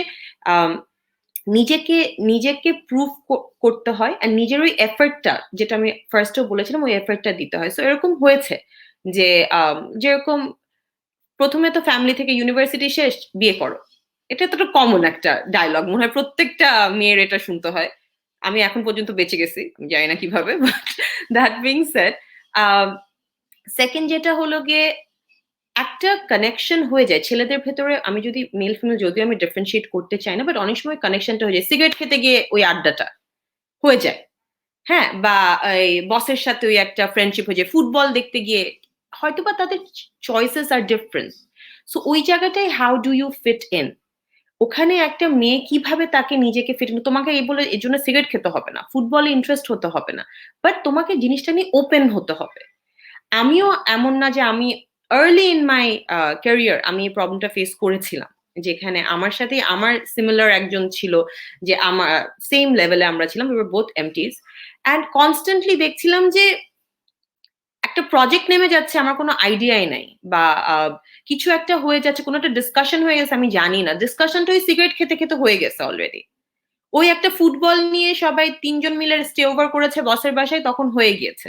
কারণ আমরা তো যে স্টে ওভারও করতে পারি না, আমার বসের বাসায় কেন আমি স্টে ওভার করবো, এই ব্যাপারটাও তো একটু কি বলবো আব্বু আম্মুকে, তাই না? তো তখন I think the best, and এটা আমি ফেস করেছি, হাউএভার বিভিন্ন জায়গায়, and I think the first thing that you need to do is আপনার এটা রিয়েলাইজ করতে হবে, অ্যান্ড এটা গিয়ে আপনার ম্যানেজমেন্ট বা আপনার বসকে এটা ক্লিয়ারলি বলতে হবে যে আমাকে চুজ করা হয়েছে বা আমি এই চাকরিটা পেয়েছি বিকজ অফ সার্টেন রিজনস। আমার তো definitely you have seen something in me, যে কারণে আমাকে আপনি চাকরিটা দিয়েছেন, বাট আমার মনে হচ্ছে এরকম কিছু কিছু ছোট ছোট জায়গায় একটু ব্যালেন্স করা যেতে পারে ওর বেটার। অ্যান্ড আমার মনে হচ্ছে আমাকে নেগলেক্ট করা হচ্ছে, বা আমাকে I am not being able to add value to the company, and আমি বলেছি, অ্যান্ড আমি চেঞ্জেসও দেখেছি, বিকজ তারপরে তখন অনেক সময় না না বুঝে করে ফেলে বসরা। এমন না যে আমি সিলেক্ট করছি, আমি ওকে পছন্দ করি তোমাকে পছন্দ করি না, এমন কিন্তু না। ইটস জাস্ট দ্যাট একটা কমফর্ট গ্রো করে। মানে আমরা যেরকম মেয়েরা মেয়েরা আড্ডা দিলে একটা কমফর্ট হয়ে যায়, ওরকম ছেলেরা ছেলেরা আড্ডা দিলে একটা কমফর্ট হয়ে যায়। এটা এটা নর্মাল একটা জিনিস। সো ওইখানে গিয়ে আপনি যদি ক্লিয়ারলি কমিউনিকেট করেন, ফার্স্ট অফ অল আমার মনে হয় দ্যাট হেল্পস আ লট। আপনার বসের সাথে clear communication, setting up that goals, যে আচ্ছা ভাইয়া আমি কিভাবে বা ভাইয়া বা আপু ভাইয়া আমি কিভাবে ওই ওই জায়গাটাতে আমি ভ্যালু অ্যাড করতে পারি, আরো কিভাবে I can be a part of the team, I can make myself useful বা মেক মাইসেলফ ইম্পর্টেন্ট। আর এটাকে হার্শ করার কিছু নাই। আপনি অ্যাগেন এফর্টটা আপনার দিতে হবে, বিকজ আপনাকে প্রুভ করতে হবে নিজেকে। And first clear communication, always having a very clear communication. Similarly আমি যখন পাঠাওতেও জয়েন করি, তখন ইনিশিয়ালি আমার মনে হয় যে নিজেকে সেট করা, যে I was one of the, I was actually the first female leader in Pathao when I joined. So I remember আমাদের ওইটার পরে একটা গেট টুগেদার হয়, একটা আউটিং হয়, এন্ড সব ছেলেরা সবাই রুম শেয়ার করেন, আমি একা সবচেয়ে বড় রুমটা পাই, যেখানে আমার শেয়ার করতে হয় না, because I was the only female. Lucky, see, there are good things about being female leaders. So initially ওই জায়গাটা আমাকে তৈরি করতে হয়েছে, কারণ কি ছেলেদের কি রাত 1টা 2টা পর্যন্ত ওরা কাজ করতে পারতেছে। সো বাসা থেকে ওই হেল্পটা, আপনার family needs to support you, যে হ্যাঁ আম্মু আমি আজকে আমার রাত হবে, বা আপনি যদি নাও আসতে পারেন আপনি অনলাইনে অ্যাভেলেবল থাকেন, अगेन ইন্টারনেট ইজ অ্যাভেলেবল, আপনি জুমে আসেন, আপনি অনলাইনের মাধ্যমে ফেসবুকে, আপনি হোয়াটসঅ্যাপে আপনি থাকেন, আপনি be there, be in the part. আর আমার ফ্যামিলি আমাকে অনেক সাপোর্ট করেছে। there was a time যেখানে আমার সারা রাত অফিসে থাকতে হয়েছে, আম্মু আব্বু were like okay, that's actually very good, ঠিক আছে তুমি থাকো, কোনো সমস্যা নেই, কিছু লাগলে আমাকে বললো, গাড়িটা নিয়ে যাও। সো এই ছোট ছোট জায়গায় কিন্তু ফ্যামিলি সাপোর্ট অনেক ইম্পর্টেন্ট। আমি পেয়েছি, আমি নিজেকে যখন প্রুভ করতে পেরেছি আমার টিমের কাছে যে না, I am not a male or a female, I'm your colleague and I'm here to do exactly what you're doing. কোম্পানির উন্নতি বা কোম্পানির যে প্রগ্রেস, এটাই আমার নাম্বার 1 প্রায়োরিটি। এইটা যখন আপনি প্রুভ করে ফেলবেন, তখন আসলে না ওই ছেলে মেয়ের জায়গাটা থাকে না। এন্ড লিডার হিসেবে I think I have an amazing team. আমার টিমের ছেলে বেশি, to be honest, again CV চাই, অনেক চাই, কিন্তু অনেক সময় হয়ে ওঠে না। শায়লা আপু যেটা বললো, হ্যাঁ, যে অনেক সময় হয়ে ওঠে না, কারণ মার্কেটিং এ আপু আসলে এন্ড টেকের ক্ষেত্রে প্রত্যেকটা জায়গায় আমার মনে হয় যে এই যে 5টা বাজে বাসায় চলে যেতে হবে, এই জিনিসগুলো এখন না আসলে এখনকার যুগে এটা ইট ডাজন্ট ওয়ার্ক। আমি নিজে যেখানে আমার টিমের সাথে, এন্ড আমার টিমের সাথে আমার বন্ডিং ইজ অ্যামেজিং। আমরা প্রায় আড্ডা দেই after office hours, during office hours, like it's crazy, it's like a family. আর আমরা তো দিনে অলমোস্ট 10 থেকে 12 ঘন্টা এদের সাথে কাটাই। সো ওই রাইট ফিট করে, যে কালচারটাকে ফিট করে, যে আপনার টিমে ফিট করে, এরকমই কিন্তু কাউকে আমরা সবসময় খুঁজি। সো ওইটার জন্য first is definitely family, second is আপনারও ওই এফর্টটা দিতে হবে, and you have to act like a part of the team, you can act someone different. তখনই কিন্তু নিজেকে প্রুফ করাটাই অনেক বড় একটা ব্যাপার। যেমন খুব আমি যেটা হচ্ছে যে আমি একদম প্রথম দিক থেকেই ছিলাম হচ্ছে মূলত এডুকেশনাল সেক্টরে। আমার জাস্ট 1 বছরের জব এক্সপেরিয়েন্স হচ্ছে একটা ইউএস ডেটা মাইনিং ফার্মে, খুবই অল্প সময়। কিন্তু সেখান থেকে আমি আমার এক্সপেরিয়েন্সটা যদি একটু শেয়ার করি, যে ওই একটা বছরের সময়টাকে আসলে ছিল মানে 2000 সনে, হ্যাঁ, আর প্রায় এখন থেকে 20 বছর আগে। সেই 20 বছর আগে তো এখনকার মতো তো ইন্টারনেট ইনফ্রাস্ট্রাকচার ছিল না, কিন্তু আমার সকল ক্লায়েন্ট ছিল কিন্তু ইউএস এর ক্লায়েন্ট আমার। তো যেটা হতো, আমরা প্রতিদিন সকালবেলা অফিসে যেয়ে দেখতাম যে ইউএস থেকে ডেটা চলে আসছে আমাদের। সেটা হচ্ছে ডিপেন্ডিং অন দ্য প্রজেক্ট, কোনোটা হচ্ছে আমার 1 মাসের মধ্যে শেষ করতে হবে, কোনো প্রজেক্ট আমার 1 সপ্তাহের মধ্যে শেষ করতে হবে। আবার কিছু আমাদের ছিল কিছু ডেইলি ডেটা অ্যানালাইসিস, কিছু করে আমাদেরকে রিপোর্ট দিয়ে আসতে হতো। এবং ডেইলি ডেটা অ্যানালাইসিসের কাজটা এরকম ছিল যে হ্যাঁ, আজকে সকালে যে আমি পেলাম যে এই কাজটা তোমাকে আজকে শেষ করতে হবে, যদি আমার দুপুর 2টায় শেষ হয়ে যায়, আমার ছুটি কিন্তু দুপুর 2টার সময়। যদি আমার রাত 10টায় শেষ হয়, আমার ছুটি কিন্তু রাত 10টার সময়। কাজেই তখন কিন্তু যদি আমি মনে করি যে না, আমার পক্ষে রাত 10টার সময় থাকা সম্ভব না, আমি কিন্তু অটোমেটিক্যালি আমার টিম থেকে একটু একটু করে পিছিয়ে পড়তে থাকবো। So I took the challenge, আমার যতটুকু সময় লাগে সেটা করতে হবে। এবং এক সময় দেখলাম যে কোনো একটা প্রজেক্টে আমি নেই, এবং সেখানে যারা আছে সবাই মেল মেম্বার, কি হলো এই প্রজেক্টটাতে আমি নেই কেন? কারণ যেটা হচ্ছে এটা একটা অনেক বড় একটা কাজ এবং এটার জন্য ডেডলাইনটা অনেক ছোট। You have to stay over at your office at night. So তুমি তো থাকতে পারবা না, সেজন্য তোমাকে এখানে নেওয়া হয়নি। সো আমি কিন্তু প্রথম প্রশ্নই আমার ছিল যে আমাকে কি জিজ্ঞেস করা হয়েছে কিনা যে আমি সেখানে থাকতে পারবো কি পারবো না। সো আমাকে কিন্তু কথা বলতে হবে। আমি যদি হ্যাঁ ঠিক আছে আমাকে নেওয়া হলো না, আমি চুপ করে থেকে আমি অন্য কাজটা করলাম, তখনই কিন্তু আমরা পিছিয়ে পড়তে শুরু করি। সো আমাকে প্রশ্ন করতে হবে এবং আমাকে প্রুফ করতে হবে যে না, আমার যদি প্রয়োজন হয় আমি রাতে থাকতে পারবো। কারণ সেই সময়টাতে ইন্টারনেটের ওরকম ইনফ্রাস্ট্রাকচার ছিল না যে আমি বাসায় বসে কাজটা করে আসতে পারবো। কিন্তু এখন কিন্তু আইসিটি বেসড যদি হয় সেখানে কিন্তু অনেকটা সুযোগ আছে। আমি হয়তো রাত 8টা পর্যন্ত বা রাত 10টা পর্যন্ত অফিসে কাজ করে বাসায় বসেও বাকিটা শেষ করার সুযোগটা কিন্তু পাই। এখন কিন্তু আমাদের জন্য উইন্ডোটা আরো অনেক ওয়াইড ওপেন হয়ে গেছে। যেটা হচ্ছে আমাকে চ্যালেঞ্জটা নিতে হবে, আমাকে নিজেকে প্রমাণ করতে হবে যে হ্যাঁ আমি পারি। এবং আহ, আমি চেয়ে নিলাম, তার চেয়ে বড় কথা হচ্ছে আমি যদি আমার কাজটা দেখি, আমি প্রমাণ করি, অটোমেটিক্যালি কিন্তু আমার উপরে কিন্তু তারা বিশ্বাস করতে শুরু করবেন, আমার উপরে রিলাই করতে থাকবেন। এবং অটোমেটিক্যালি দেখা যাবে যে আমি একসময় কিন্তু আমি আমার যেই ডিজায়ার্ড পজিশনটা ছিল সেই পজিশনে চলে গেছি, কোনো রকম ফেভার না নিয়ে, শুধুমাত্র আমার কাজের, আমার দক্ষতার প্রমাণ দিয়ে, আমার প্যাশনটাকে দেখিয়ে কিন্তু আমরা চলে যেতে পারি আমাদের সেই ডিজায়ার জায়গাটাতে। সো বারবার একটা কথাই ঘুরে ফিরে চলে আসছে, you have to prove yourself. এটা এর কোনো বিকল্প নাই। প্রবলেম হলে বলতে হবে। মানে আমরা অনেক বলতে সময় মনে হবে। করি যে আমার বসটা দেখে নিবে যে আমরা, এন্ড এটা I think I was reading this article যেখানে লেখা ছিল ফিমেল স্পেশালি ফিল যে আমি তো অনেক কষ্ট করছি, আমার বসটা দেখে নিবে। It's not true. You need to exactly. Also fight for it that time. অনেক সময় দেখাতে হয় যে দেখেন স্যার আমি এটা করছি, বা ভাইয়া আমি এটা করছি। এটা কিন্তু দেখানোটাও ইকুয়ালি ইম্পর্টেন্ট। এন্ড সেটাই। এটা লজ্জার বিষয় না, আপনি তো করছেন, এটা বলতে অসুবিধা কি? আপনি আর আরেকটা আরেকটা নেগেটিভ দিক নিয়ে আলাপ করি, একটু নেগেটিভ দিক দিয়ে কথা বলি, যে যেহেতু আমাদেরকে বাসায় এবং অফিস দুইটা রোলই প্লে করতে হয়। বাসায় কিন্তু সমস্যা থাকে না তা কিন্তু না, অনেক সময় থাকে যে অনেক বড় একটা প্রবলেম নিয়ে আমাকে কাজ করতে হচ্ছে।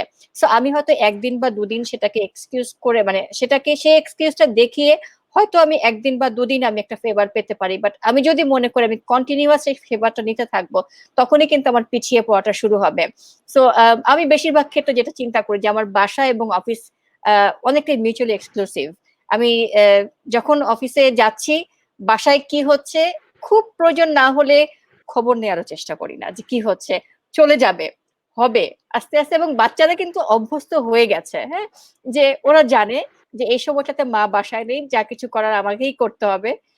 সো ওরা ওদের মতো করে করে নিচ্ছে। কিন্তু আমি যদি তখন কাজের মধ্যে বসে কন্টিনিউয়াস আমি বাসা নিয়ে বদার করতে থাকি, তখন কিন্তু দেখা যাবে কোনোটাই ঠিক মতো হচ্ছে না, না আমার বাসা না আমার কাজ। তো এটা অনেক বড় একটা জিনিস যে যখন যেটা করব তখন সেখানে 100% কনসেন্ট্রেশন দিয়ে করার যদি আমরা চেষ্টা করি, তখন কিন্তু দেখা যাবে যে এই যে ব্যালেন্সিং, হ্যাঁ ব্যালেন্সিংটা কঠিন কিন্তু ব্যালেন্সিংটা তো অসাধ্য না, ব্যালেন্সিংটা অসম্ভব না, ব্যালেন্সিংটা করা কিন্তু সম্ভব। কাজেই এই এক্সকিউজটা যেন আমরা না দিই যে ব্যালেন্সিং করতে পারছি না, চেষ্টা করলে আমরা অবশ্যই পারবো। তো আমাদের মোটামুটি অনেক শেষের দিকে আমরা চলে আসছি, শায়লা আপার কাছে আবার একটু যেতে চাচ্ছি যে আপনার কি সাজেশন আছে আমাদের মেয়েদের প্রতি। আচ্ছা, আমি তাহলে আপনার যে ডিসকাশনটা সেখান থেকে যদি একটু কন্টিনিউ করি। আমরা অনেকবার কিন্তু আপা প্যাশনের কথা বলছি, হ্যাঁ, এবং বারবার বলতেছি যে আজকের যেহেতু ডিসকাশনটা আইসিটি গার্লসদের নিয়ে, যে আমরা কেন পিছিয়ে পড়ছি। এই যে প্যাশনটা না থাকাটা আমার কাছে মাঝে মাঝে মনে হয় যে এটা একটা বড় কারণ। কারণ আমরা হয়তো চিন্তা করি যে পড়াশোনা শেষ করব, একটা জব শুরু করব, কিন্তু এই জবটা শুরু করার জন্য আমাকে কি এফোর্টটা দিতে হবে, হ্যাঁ। বা এই যে সাপোজ আমরা ডিসকাশন কিন্তু করতেছি যে আমার বাসা ম্যানেজ করা। আজকে যখন আমরা ডিসকাশনের শুরুতে একবার বলতেছিলাম যে প্যান্ডেমিক সিচুয়েশনে কিভাবে বাসা ম্যানেজ করছি, আমার জন্য কিন্তু খুব ইজি। কারণ কি আমি আমার সাপোর্ট সিস্টেমটা এমন ভাবে রেডি করেছি, কারণ আমাকে কিন্তু অনেক রাত পর্যন্ত মাঝে মাঝে অফিসে থাকতে হচ্ছে, ঢাকার বাইরে যেতে হচ্ছে, দেশের বাইরে থাকতে হচ্ছে, হ্যাঁ। অফিসে আমি হয়তো কনসেন্ট্রেট করতেছি, আমি বাসায় ওই সময়টা হয়তো দিতে পারছি না। তো আমাকে কিন্তু এই প্যাশনটা ধরে রাখার জন্য আমার সাপোর্ট সিস্টেম রেডি করতে হচ্ছে। এই কারণে আজকে কিন্তু আমি কোনো প্রবলেম ফিল করছি না। তো আসলে ডিসকাশনটা কি, যে আমরা যদি ওই প্যাশনটা ফিল করি এবং আমি নিজেকে চিন্তা করি যে আমি কোথায় দেখতে চাই, তার জন্য প্রত্যেক দিন নিজেকে অল্প অল্প করে রেডি করি এবং 100% আমার এফোর্টটা দিই, তাহলে কিন্তু আসলে নিজেরা নিজেদেরকে এগিয়ে নিয়ে যেতে পারবো। আমি কিন্তু শুধু আজকে ফিমেল না, আমরা কিন্তু যদি দেখি যে আরেকটা অপোজিট সাইড, যে আজকে কি সব মেলরাই টপ পজিশনে না, কিন্তু কেন না, ওই পিরামিডের কিছু উপরের জায়গায় কেন, মানে এক্স কেন, ওয়াই কেন না? কারণ ওয়াই হয়তো তার এফোর্টটা 100% দেয় নাই। তো এখানে আসলে মেল ফিমেল কিছু না, এখানে আসলে এফোর্টটা কে কতটুকু দিচ্ছি এবং কতটুকু প্রুভ করতেছি। ফিমেলদের জন্য একটা সমস্যা যে আমাদেরকে প্রুভ করার জন্য অনেক এফোর্ট দিতে হয়, এবং যতক্ষণ আমি ওই কনফিডেন্টটা না দিব ততক্ষণ আসলে আমার উপরে হয়তো কোম্পানি রিলাই করতে পারবে না, যার যার জায়গা থেকে। তো আমি যখন ওই প্যাশনটা দেখাবো, আমার এফোর্টটা দিব, ওই কনফিডেন্টটা দিব, তখনই কিন্তু অপোজিট সাইড থেকেও কনফিডেন্সটা আসবে যে she can grow, she can move. তো ওই জায়গায় নিজেদেরকেই আসলে এফোর্ট দিতে হবে। এক্স্যাক্টলি। আর মূলত তো আমাদের তো ব্রেইন ওয়ার্কটাই বেশি করতে হয়। সো যখনই আমি আসি ব্রেইন ওয়ার্কের জায়গায়, সেখানে তো ছেলে আর মেয়েকে ডিফারেন্সিয়েট করার কোনোই সুযোগ নাই। সেখানে তো আর আমাকে ফিজিক্যাল কোনো স্ট্রেংথ দরকার হচ্ছে না। কাজেই আমি যখন বলছি যে brain power is same for both male and female. আচ্ছা, রেজওয়ানা কি শুনতে পাচ্ছ আমাদেরকে? আমাদের প্যাট্রিয়ার্কি সোসাইটিতে, হ্যালো হুম। রেজওয়ানা আপু, শোনা যাচ্ছে না আপনার কথা। আপা মেবি আপনি মিউটে। না, মিউটে না। কোন একটা প্রবলেম। আমি যেটা বলছিলাম শায়লা আপুর সাথে অ্যাড করে যে আমাদের পেট্রিয়ার্কি সোসাইটিতে কিন্তু অটোমেটিক্যালি অ্যাজিউম করে নেয় যে লাফিফা আপুর এক্সাম্পলটা যদি টানি যে ও তো রাতে থাকতে পারবে না।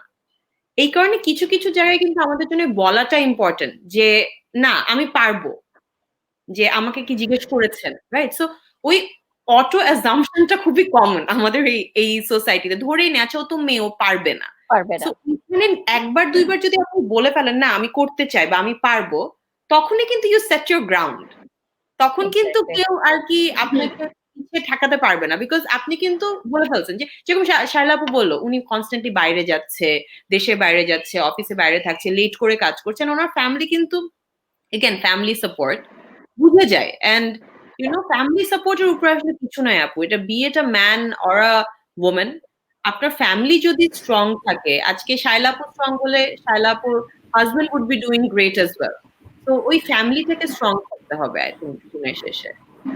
সেটাই। আমি আর আবার আরেক, যেমন আপা বলতেছিলেন যে আপনি যে বলছেন যে আপনি কেন রাতে কাজ করতে পারবেন না এরকম ধরে নিচ্ছেন। তো আপনি যখন ওই কাজটা আপা করলেন, আপনার পরে যে নতুন মেয়েটা অর্গানাইজেশনে আসবে তাকে নিয়ে কিন্তু আর হয়তো ওই টিম ওইভাবে চিন্তা করবে না। তো আপনি যে এক্সাম্পলটা সেট করলেন, পরের যারা আসতেছে তাদের জন্য কিন্তু অনেক ইজি। তো এই জায়গাটাই কিন্তু আসলে যারা আমরা কাজ করতেছি, আমাদের সিনিয়র লিডাররা আছেন, তাদের জন্য ওই রোল মডেল একটা পাথ ক্রিয়েট করাটা খুব জরুরি, যেটা কিনা নতুনদেরকে শুধু মোটিভেট করবে তা না, আদার সাইডে যারা আছে তাদেরকেও কনফিডেন্ট এনে দিবে যে না, এখানে আসলে মেল ফিমেল আলাদা কিছু না, we can rely on them. সেটাই। আপা এখন কি আমাকে শোনা যাচ্ছে? হ্যাঁ, এই তো আমরা শুনতে পাচ্ছি। আচ্ছা, আমি আসলে বলতে চাচ্ছিলাম কিছু কথা, একটু শর্টলি বলি। সেটা হচ্ছে আপনাদের এক একজনের অভিজ্ঞতাগুলো এবং সাজেশনগুলো খুবই ইউনিক, এবং কেউ আছেন আপনারা হয়তো বা কাজ করছেন। আমি যখন অন্টারপ্রেনার, বিং আন অন্টারপ্রেনার, আমার কিন্তু সবাইকে মোটিভেট করতে হয়, বলতে হয় যে তোমাদের এই স্কিলগুলা খুব জরুরি ফর নেক্সট, মানে তার এভালুয়েশনের টাইমে তার কেপিআই গুলা কি হবে এবং তাকে কোন টার্গেট অ্যাচিভ করতে হবে, বা তার নেক্সট ক্যারিয়ার গোল অনুযায়ী, বা তার যেই নেক্সট ক্যারিয়ার যেই সে প্রমোশনটা পেতে চায় বা পেতে পারে সেটার জন্য তাকে কিভাবে প্রস্তুত হতে হবে। সো সেটা কিন্তু অ্যাজ এন্টারপ্রেনার, বা আমি যদি আমার কোম্পানির কথা চিন্তা করি, একটা হচ্ছে আমার নিজেকে আপডেট করা, নিজেকে অলওয়েজ নলেজ গ্যাদার করা, কারণ আমাদের ডেফিনেটলি আপডেট হতে হয়। যেমন এখনো কিন্তু আমি পড়াশোনা করছি, কারণ আমার পড়াশোনা করতেই হবে, এবং এখন তো পুরোপুরি পৃথিবী প্যারাডাইম শিফটে চলে যাচ্ছে। সো এই প্যান্ডেমিক সিচুয়েশনকে আমাদের এখন এই মুহূর্তে আমাদেরকে সামলানোর জন্য, এবং পরবর্তী আফটার কোভিড আমাদের যে পোস্ট কোভিড যে এফেক্টটা আসবে সেটার জন্য আমাদের তৈরি করার জন্য কিন্তু আমাকেও পড়াশোনা করতে হচ্ছে, এবং আমি আমার প্রত্যেকটা টিমকে সেপারেট করে সাজেস্ট করছি কাকে কোন ধরনের ট্রেনিংগুলি করতে হবে, কোন ধরনের সার্টিফিকেশনগুলি নিয়ে নিতে হবে। ইভেন আমি কিছু সার্ভিস হয়তো আমারও রিটায়ার করে ফেলতে পারি এবং নতুন কিছু সার্ভিস আমি নিয়ে চলে আসতে পারি। সো সেক্ষেত্রে আমার এমপ্লয়ীদেরকে কি কি নতুন করে সার্টিফিকেশন নিতে হবে, কাজ করতে হবে, সেই কাজগুলো কিন্তু আমার ক্রমাগত করতে হচ্ছে। কারণ আমি তো শুধু একা আমার জন্য চিন্তা করলে হবে না, বিকজ আমি যে টিম নিয়ে কাজ করি, কারণ টিম ছাড়া আমাদের কোনো ওয়ে নেই, আমি কোনো কাজই করতে পারবো না আসলে আলটিমেটলি ডে এন্ড ডে। আমার থেকে বেশি আমার টেকনিক্যাল টিম বেশি ইম্পর্টেন্ট। আবার আমরা যদি বিজনেস ডেভেলপমেন্ট করে কাজ না আনি, তাহলেও কিন্তু আবার আমার টিমের বসে থাকা ছাড়া কোনো গতি নেই। সো ধরেন আমি যদি একটা ছোট উদাহরণ দেই, আমার একটা প্রায় 35% একটা টিমের, আমার অফিসে 35%-এর মতন এখন অফ হয়ে আছে, স্টপ, মানে যেই অপারেশনগুলি চলতো ফিজিক্যালি সেগুলি বন্ধ। এখন সেক্ষেত্রে আমি এখন তাদেরকে কিভাবে কাজে লাগাবো? ডেফিনেটলি আমি অনলাইনে চেষ্টা করছি যে আমি যদি বলি আমার ছোট্ট পার্ট, সেটা হচ্ছে ট্রেনিং এর জন্য, যে ফিজিক্যাল ট্রেনিং গুলি আমার অফিসে চলতো আমি চেষ্টা করছি, এবং সেগুলো হচ্ছে খুবই মানে খুবই টেকনিক্যাল ট্রেনিং। সেগুলোর জন্য দেখা যায় খুব হাইলি মানে আপনার কনফিগারেবল পিসি লাগে বা ল্যাপটপ লাগে, বিশেষ করে কম্পিউটার মানে পিসি হলেই ভালো হয়, বিকজ অফ ওখানে আসলে বেসিক্যালি গ্রাফিক কার্ড দেওয়া থাকে আর অনেক কিছু থাকে। সেক্ষেত্রে কিন্তু সব স্টুডেন্ট কিন্তু অনলাইন অ্যাফোর্ড করতে পারবে না, বা যাদেরকে ট্রেনিং দেওয়া হয় তারা কিন্তু সেই পিসিটাকে রাখতে পারছে না। সো এই মুহূর্তে এই ট্রেনিংগুলি আমার বন্ধ আছে। সো সেক্ষেত্রে দেখা গেছে আমি অন্যভাবে অনলাইনে অন্যান্য সাবজেক্টের জন্য আমি আমার ফ্যাকাল্টিদেরকে, পার্মানেন্ট ফ্যাকাল্টিদেরকে আমি বিজি রাখার ব্যবস্থা করছি, যেন সেটা আমার বন্ধ না হয়ে যায়। সেটার জন্য আমাকে তো একটা টাইম নিতে হচ্ছে ক্রমাগত, এবং আমি এটার সাথে সাথে আরো কিছু বিজনেস আনার চেষ্টা করছি, যেটাতে আমার এই টিমটা বসে না থাকে। কারণ তারাও কিন্তু খুব কষ্ট পাচ্ছে আসলে, যে ম্যাডাম কোনো কাজ পাচ্ছি না, বসে আছি। হ্যাঁ, এবং ওনারাও বসে বসেও কেউ কিন্তু বেতন নিতে চায় না আসলে ডে এন্ড ডে। এটা কিন্তু আমরা বুঝি, আমরা যারা স্কিলড মানে স্কিল ইন্ডাস্ট্রিতে কাজ করি, কেউ বসে বেতন নিতে চায় না, সবাই তার এফর্ট দিয়ে কিন্তু নিতে চায়। হ্যাঁ, সে হয়তো বা পেতে পারে, কিন্তু আসলে হ্যাঁ আমাদের তো একটা এমপ্লয়ি লেভেল আছে, যেমন 4th গ্রেড আমাদের যে এমপ্লয়িরা, তাদেরকে তো আমার এখন দিতেই হবে। তারা এখন অফিস, ধরেন যারা অফিসের পিওন, হ্যাঁ, বা মেসেঞ্জার, বা তারা যে কাজগুলো করতো তারা তো এখন করতে পারছে না। সেটা তো একটা তাকে তো আমার চালাতে হবে, নাহলে তার ফ্যামিলি চলবে কিভাবে, সেটাও যেমন চিন্তা করতে হচ্ছে। যারা স্কিল, তাদেরকে কিভাবে করে আরো কোনো কিছু শিখে তারা নতুন বিজনেসে, আমরা যেন বিজনেস আনলে যেন ডেলিভারি দিতে পারি, সেটার জন্য ট্রাই করছে ক্রমাগত। লাইফ অনেক চেঞ্জ হয়ে যাচ্ছে, বা এবং লাইফ আরো চেঞ্জ হয়ে যাবে। এবং আমি মনে করি পোস্ট কোভিডে যেটা হবে সেটা হচ্ছে এই যে আমরা ভার্চুয়ালি যে আমরা কাজ করা শিখছি, বিশেষ করে এই মনোভাবের কারণে হয়তো এমনও হতে পারে যে আমার কিছু কিছু টিম ওয়ার্ক ফ্রম হোমই করবে। আমার কথা হচ্ছে আসলে আসো, না হলে নাই। তোমার মিটিং থাকলে তোমরা আসো, বাট নট ম্যান্ডেটরি যে তোমার আসতে হবে, বিকজ তোমার জন্য সবই ওপেন আছে। হ্যাঁ, you can just work and deliver your work every day as per the schedule. So এই জিনিসগুলো আমি মনে করি যে আমাদের একটু ব্যালেন্স করে চলতে হবে, এই আর কি। মানে আমার এইটুকু একটু বলা দরকার ছিল, because of from my point of view basically এটা যদি আমি শেয়ার না করি, এটা কিন্তু আমাদের একটা দায়িত্ব, বিকজ আমি একদমই টপে আছি। সো আমি যদি মোটিভেট না করি, আমি কিন্তু ক্রমাগত তাদের সাথে কমিউনিকেট না করি, এক তো হচ্ছে তারা ডিমোটিভেটেড হয়ে যাচ্ছে এরকম একটা খারাপ সিচুয়েশনে অনেক, এবং অনেক উল্টাপাল্টা নিউজ আসছে রিসেশনের, অনেক উল্টাপাল্টা নিউজ আসছে লে অফের। আমি চাচ্ছি, আমি একটা কথা বলেছি, আমি আমার অফিসের একটা ইভেন আমার যে অফিস ক্লিন করে আমি তাকেও ছাড়তে চাই না, বা বেতন না দিয়ে আমি তাকে রাখতে চাই না। এটা হচ্ছে আমার কথা। সো সেক্ষেত্রে আমাদের যা যা করণীয় সেটা আমরা একসাথে মিলে যেন করতে পারি, এটা হচ্ছে প্রথম কাজ আমার। অ্যান্ড দেন তো নেক্সট হচ্ছে তাদেরকে কিভাবে করে এঙ্গেজ রাখা, কাজে ব্যস্ত রাখা, ফ্যাসিলিটেট করা, এবং আমাদের নিজেদের যেন কোনো চাকা যেন বন্ধ না হয়ে যায়। কারণ আমাদের কিন্তু আজকে যদি আমি থেমে যাই, বা আমি নিজেই যদি এখন, আমার সব থেকে বড় জিনিসটা হচ্ছে আমি নিজে যদি এখন শক্ত না থাকি, আমার এমপ্লয়ারে ভেঙে পড়বে, সেটা আমি করতে দিতে পারবো না আসলে। হ্যাঁ, বিকজ যেটা বললাম, যে আপা যেটা বললেন, আপনার ফ্যামিলি এবং এই যে আপনার ফ্যামিলি অ্যান্ড দেন আপনার অফিস, হ্যাঁ, এটা দুইটা কিন্তু আমার ইম্পর্টেন্ট। হ্যাঁ, আমার ফ্যামিলির পরে কিন্তু আমার অফিসে গিয়ে কিন্তু আমার তাদেরকেও তো দেখতে হচ্ছে। সো আমি তো দুইটার কোনোটা ছাড়াই থাকতে পারবো না। হ্যাঁ, সো এই জিনিসটা আমি চেষ্টা করছি আর কি, এবং এটা আমাদেরকে চেষ্টা করতে হবে। ঠিক আছে, থ্যাংক ইউ রেজওয়ানা। তো আমাদের সময় আমরা একেবারে শেষ পর্যায়ে চলে এসেছি, 1 ঘন্টা হয়ে গেছে। যেটা হচ্ছে যে আমরা সবার এক্সপিরিয়েন্স শুনছি, এটা ঠিক আমরা অনুষ্ঠান না বলে গল্প আড্ডার মাধ্যমে আমাদের এক্সপিরিয়েন্স গুলো জানাতে আমি বলতে প্রেফার করব। এবং মানে যদি সময়ের ব্যারিয়ার না থাকতো, আমার মনে হয় আরো 1-2 ঘন্টাও এই আলাপ চালিয়ে নেওয়া সম্ভব। যাই হোক, আমাদের প্রোগ্রামের খাতিরে আমাদেরকে শেষ করতে হচ্ছে, কিন্তু আমি মূলত আমাদের এই টার্গেট, আজকের যে অনুষ্ঠানের যাদের জন্য টার্গেট করা, গার্লস এর আইসিটি ডে, আমাদের আইসিটির মেয়েদের জন্য যে টার্গেট করা, আমি আশা করব যে আমাদের আজকের এই সেশন থেকে তারা অনেক কিছু দিক নির্দেশনা পাবে, এবং তাদের যদি পরবর্তীতে কোনো কোশ্চেন থাকে তারা আমাদের কাছে আসতে পারে। আর আমাদের ফেসবুক পেজ এটা লাইভ হচ্ছে, আমাদের বেশ কিছু কমেন্ট আছে, আমি জাস্ট 2-1টা কমেন্ট পড়ে বলতে চাই, কমেন্ট শোনাতে চাই সবাইকে। মনির হাসান ভাই বলছেন, seeing all the greatest ladies in one frame. গোলাম তস্তগর তৌহিদ ভাই বলছেন ওয়াচিং। আরেকজন বলছেন thanks for sharing your experience. তারপরে শায়লা ম্যামের কাছে একজন প্রশ্ন করেছিলেন, জিপিতে জব করতে গেলে আপনারা কি চান একজন ক্যান্ডিডেটের কাছে? আমাদের হয়তো আজকে সময় নেই, কিন্তু আশা করি সামনে আরো আমরা বসবো একসাথে, আরো কিছু শুনতে চাইবো। এবং শায়লার নাবিলার কাছে প্রশ্ন ছিল যে এই প্যান্ডামিক সিচুয়েশন আপনারা আপনাদের এমপ্লয়ীদেরকে কিভাবে হ্যান্ডেল করছেন, এই ধরনের অনেক কিছু আছে। কেউ বলছেন আমি উত্তরা থেকে দেখছি, কেউ সালাম দিয়েছেন। তো আমরা সবার রেসপন্স সেখানে পাচ্ছি, সবাই এটা এনজয় করছেন, এবং আমরা চেষ্টা করব পরবর্তীতে আরো কিছু সেশন অ্যারেঞ্জ করার জন্য। এবং এই প্যান্ডামিক সময়টাতে যেহেতু আমরা এই সময়টা বাড়িতে বসে আছি, আমি সবাইকে অনুরোধ করব যার যতটুকু সম্ভব আমরা অনলাইনের মাধ্যমে নিজেদেরকে স্কিল গুলোকে একটু ডেভেলপ করি। আমাদের প্রচুর অনলাইন কোর্স আছে, কোর্সেরাতে আছে, ইউডেমিতে আছে, এডেক্সে আছে। নিজেদের অনেক সুযোগ আছে নিজেদেরকে স্কিলটাকে ডেভেলপ করার। যে যেখানে আমার পছন্দ একটু স্কিলটাকে আমরা ডেভেলপ করে নেই না। এই এতটা সময় তো আমাদের পাওয়া যাবে না, এবং সেটা শুধু স্টুডেন্টদের জন্য না, আমি নিজেও কিন্তু নিজের স্কিল ডেভেলপমেন্টের জন্য কিছু শেখার চেষ্টা করছি। তো সবাই সবার জায়গা থেকে সেটা করি, এবং নিজেদের আমরা সোশ্যাল ডিস্টেন্স মেনটেন করে চলি, নিরাপদ থাকি। সবাইকে আবারও রমজানের শুভেচ্ছা। ধন্যবাদ আপনাদের সবাইকে, অনেক অনেক শুভেচ্ছা সবার জন্য থাকলো। Thank you very much. Thank you Thank you very much. Thank you.